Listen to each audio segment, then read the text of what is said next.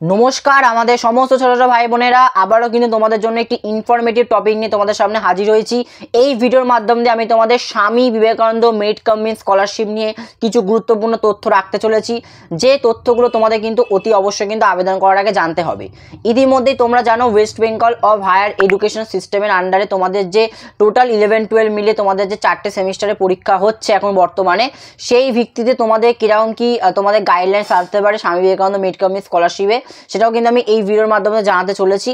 এবং তোমরা যারা বর্তমানে আন্ডার গ্র্যাজুয়েশন লেভেলে তোমরা যারা পড়াশোনা করছো, ফার্স্ট সেমিস্টারে ভর্তি হবে বা পড়াশোনা করছো, সেক্ষেত্রে তোমাদের জন্য কি কি এলিজিবিলিটি ক্রাইটেরিয়া রয়েছে, সাথে তোমাদের কলেজে যেটা সব থেকে সবাই ভীত হয় যে তোমাদের সেমিস্টারে তোমাদের সাবলি নিয়ে, সেক্ষেত্রে তার জন্য তোমাদের কি কি কর্তব্য রয়েছে এবং তোমাদের মিনিমাম কেমন কি তোমাদের পার্সেন্টেজ প্রত্যেকটা সেমিস্টারে রাখতে হবে, সমস্তটা কিন্তু আমি এই ভিডিওর মাধ্যম দিয়ে জানাবো।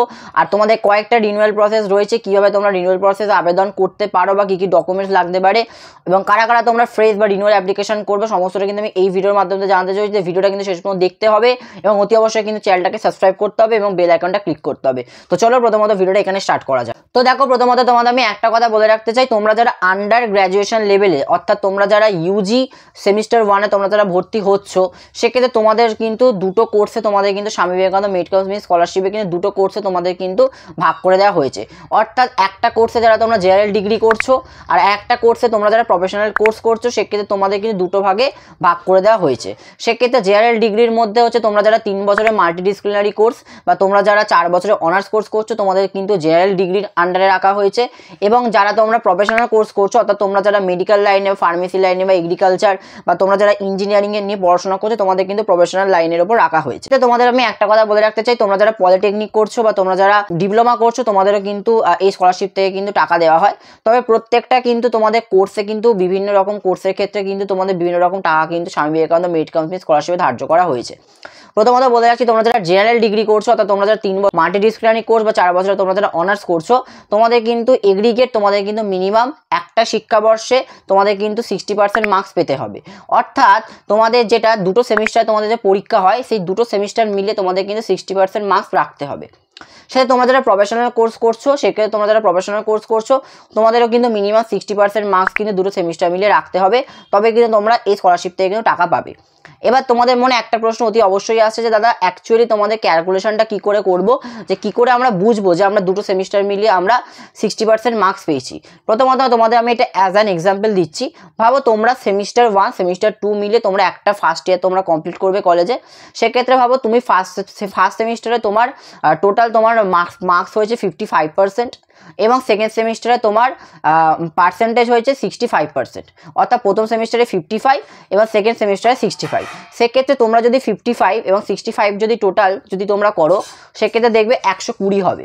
এবং তোমরা যদি 120কে যদি তোমরা 2 দিয়ে ভাগ করো, সেক্ষেত্রে দেখবে তোমার 60% হবে। এইভাবে তোমাদের কিন্তু ক্যালকুলেশনটা হবে। অর্থাৎ তুমি ফার্স্ট সেমিস্টারে যে মার্কসটা পাবে সেটা তোমার আগে পার্সেন্টেজ করতে হবে, এবং তোমরা যারা সেকেন্ড সেমিস্টারে যে মার্কসটা পাবে সেটাকেও তোমরা পার্সেন্টেজ করতে হবে। এই দুটো ফার্স্ট সেমিস্টার সেকেন্ড সেমিস্টারের যে তোমরা মার্কস পেয়েছো, সেই পার্সেন্টেজ দুটোকে তোমরা টোটাল করবে। টোটাল করে 2 দিয়ে ভাগ করলে তোমরা কিন্তু যে তোমাদের পার্সেন্টেজটা আসবে, সেই পার্সেন্টেজটা যদি 60%-এর ওপর হয়, তবে তোমরা কিন্তু স্কলারশিপটা আবেদন করতে পারবে। যদি 60%-এর নিচে হয়ে যায়, সেক্ষেত্রে তোমরা কিন্তু স্কলারশিপটা আবেদন করতে পারবে না। এই বিষয়টা আমি ক্লিয়ার করতে পারি। এবার তোমাদের একটা কথা বলে রাখতে চাই, তোমাদের সাপ্লিমেন্টারি যে সিস্টেমটা রয়েছে, সেই সিস্টেমটা নিয়ে আমি তোমাদের সাথে আলোচনা করতে চাই। প্রথমত বলে রাখতে চাই, সাপ্লিমেন্টারি সিস্টেম মানে হচ্ছে তোমাদের সাপোজ ধরে রাখো তোমাদের মেজর মাইনর মিলিয়ে বা তোমাদের অনেক ইউনিভার্সিটি আন্ডারে কিন্তু কম্পালসারি সাবজেক্ট পড়তে হয়। সেক্ষেত্রে তোমাদের সব মিলে কিন্তু 7-8টা তোমাদের কিন্তু মোটামুটি সাবজেক্ট কিন্তু তোমাদের হয়। সেক্ষেত্রে তোমাদের আমি একটা বলে রাখতে চাই, তোমরা মেজর হোক বা মাইনর হোক বা কম্পালসারি সাবজেক্ট হোক, যে কোনো সাবজেক্টে তোমরা যদি যে কোনো একটা সাবজেক্টে যদি তোমরা সাপ্লি খেয়ে যাও, অর্থাৎ তোমরা যদি ফেল করো, সেক্ষেত্রে কিন্তু তুমি পরবর্তীকালে কিন্তু রিনিউয়াল করতে পারবে না। সেক্ষেত্রে এটা তোমাকে কিন্তু মাথায় রাখতে হবে। এবং তোমাদের বলে রাখতে চাই, যারা এইচএসে তোমরা যারা পাস করেছো, অর্থাৎ তোমরা যারা এইচএসে পাস করে তোমরা যারা কলেজে ভর্তি হবে, সেক্ষেত্রে তোমাদের জন্য কিন্তু ফ্রেশ অ্যাপ্লিকেশন হবে। অর্থাৎ তোমরা যারা এইচএসে পাস করে তোমরা যারা সেমিস্টার 1 সেমিস্টার 2 অর্থাৎ ফার্স্ট ইয়ার তোমরা যারা পড়াশোনা করবে, তোমাদের জন্য কিন্তু তোমাদের ফ্রেশ অ্যাপ্লিকেশন করতে হবে। এবং সেই ফ্রেশ অ্যাপ্লিকেশনের ভিত্তিতে তোমাদের কিন্তু সেকেন্ড ইয়ার এবং থার্ড ইয়ারে যে মার্কস হবে, সেই মার্কসের ভিত্তিতে তোমাদের কিন্তু রিনিউয়াল প্রসেস হবে। অর্থাৎ কলেজে তোমাদের কিন্তু রিনিউয়াল 1 রিনিউয়াল 2 দুটো তোমাদের রিনিউয়াল হবে। সেক্ষেত্রে অনেকে তোমরা ভুল মনে করো, তোমরা ভাবো হয়তো 3 বছরে 3টে রিনিউয়াল, 4 বছরে 4টে রিনিউয়াল, এমনটা নয়। তোমরা যারা এইচএস পাস করেছো, এইচএস পাস করে তোমরা যারা 60% মার্কস পেয়েছিলে তার ভিত্তিতে তোমাদের ফার্স্ট ইয়ারের টাকাটা দেওয়া হবে। এবং ফার্স্ট ইয়ারে তুমি যে 60% যদি মার্কস পেয়ে থাকো সেক্ষেত্রে ফার্স্ট ইয়ারের মার্কসের ভিত্তিতে তোমাকে সেকেন্ড ইয়ারের টাকাটা দেওয়া হবে। এবং সেকেন্ড ইয়ারে তোমরা যে 60% যদি মার্কস পেয়ে থাকো সেই সেকেন্ড ইয়ারের মার্কসের ভিত্তিতে তোমাদের কিন্তু থার্ড ইয়ারের টাকাটা দেওয়া হবে। সেক্ষেত্রে তোমাদের কিন্তু ওভারঅল দুটো কিন্তু রিনিউয়াল প্রসেস হবে। আর তোমাদের এইচএসের মার্কসের ওপর যে ভিত্তি করে তোমাদের ফার্স্ট ইয়ারের টাকাটা কিন্তু ইউজিসি অর্থাৎ তোমরা যারা আন্ডার গ্র্যাজুয়েশন লেভেলে পড়াশোনা করছো তোমাদের কিন্তু দেওয়া হবে।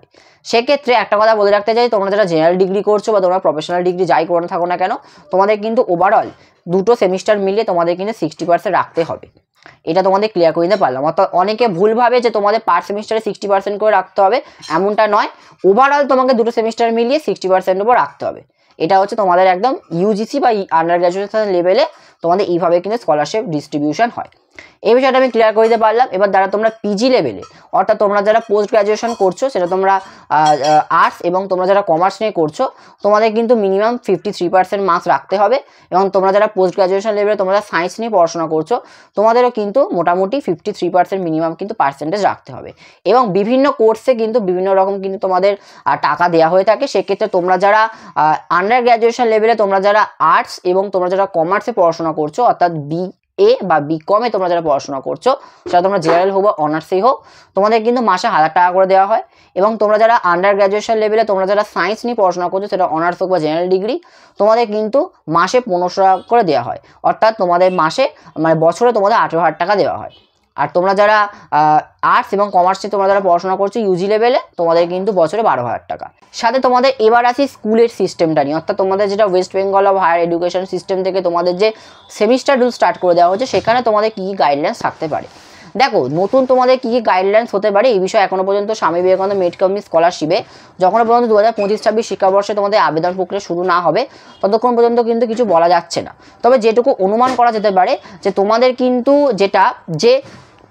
তোমাদের যেমন কলেজে ইউজি লেভেলে তোমাদের যেমন দুটো সেমিস্টার মিলিয়ে তোমাদের যেমন ওভারঅল 60% মার্কস রাখলে তবেই তোমরা Swami Vivekananda made coming scholarship আবেদন করতে পারো। ঠিক সেম অ্যাজ সিস্টেমই তোমাদের কিন্তু হায়ার এডুকেশন সিস্টেমের তরফ থেকেও কিন্তু করা হতে পারে স্বামী বিবেকানন্দ মেড কামিং স্কলারশিপে। অর্থাৎ তোমরা যারা ফার্স্ট এবং সেকেন্ড সেমিস্টার মিলে তোমরা যারা 11-এ পরীক্ষা দিচ্ছ, তোমাদের কিন্তু ফার্স্ট এবং সেকেন্ড সেমিস্টার মিলে তোমাদের কিন্তু ওভারঅল তোমাদের কিন্তু 60% মার্ক রাখতে হবে। এবং তোমরা যারা 12-এ অর্থাৎ থার্ড এবং ফোর্থ সেমিস্টার মিলে তোমরা যারা 12-এ এইচএস দেবে, তোমাদেরও কিন্তু থার্ড এবং ফোর্থ সেমিস্টার মিলিয়ে ওভারঅল 60% মার্কস রাখতে হবে। এবং এই সিস্টেমই তোমাদের কিন্তু পরবর্তীকালে হতে পারে, এখনও পর্যন্ত যেটুকু অনুমান করা যেতে পারছে। অর্থাৎ আগে তোমাদের যে ইয়ারলি একটা পরীক্ষা হতো 100 নম্বরের টোটাল পেপারে, তার ভিত্তিতে তোমাদের ওভারঅল 60% মার্কস থাকলে তোমরা টাকাটা পেতে।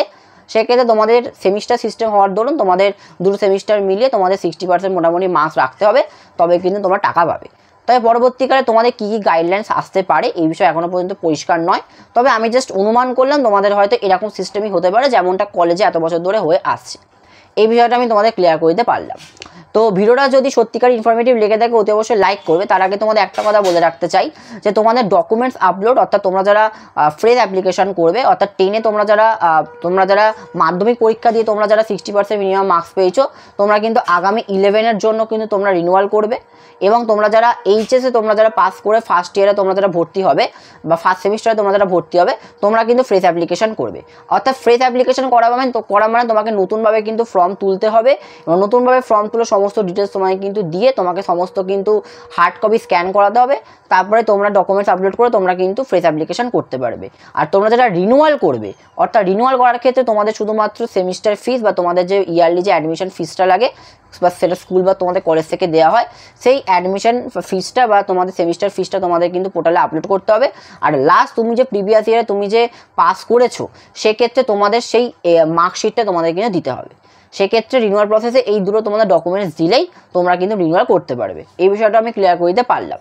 তো সেক্ষেত্রে বলে রাখছি, তোমরা যারা সাপ্লি পাবে কোনো সাবজেক্ট যে কোনো একটি সাবজেক্টে তোমরা যদি সাপ্লি খেয়ে যাও, সেক্ষেত্রে কিন্তু তোমরা কিন্তু আর কোনোরকমভাবে রিনিউয়াল প্রসেস কিন্তু Swami Vivekananda made coming scholarship থেকে করতে পারবে না। সেক্ষেত্রে তখন অসুবিধাটা এটাই হয়ে যাবে যে তোমরা কিন্তু আর সেই শিক্ষাবর্ষে কিন্তু স্বামী বিবেকানন্দ মেড কামিংসের স্কলারশিপ আবেদন করার সুযোগ পাবে না। সেক্ষেত্রে তোমরা কিন্তু একটা বছর লস করবে। এই বিষয়টা তোমাদের কিন্তু ক্লিয়ার করে রাখতে হবে। তো বিষয়টা যদি সমস্ত টপিক তোমরা যদি ঠিকঠাক ক্লিয়ার করতে পারো, তো ভিডিওটা সত্যিকারে কিন্তু বন্ধুদের মধ্যে শেয়ার করো। আর যদি ভিডিওটা সত্যিকারে ভালো লেগে থাকে অবশ্যই কিন্তু লাইক করো অ্যান্ড কমেন্ট করতে ভুলো না। আর অবশ্যই চ্যানেল সাবস্ক্রাইব করার জন্য এইটুকু। সবাইকে অসংখ্য ধন্যবাদ।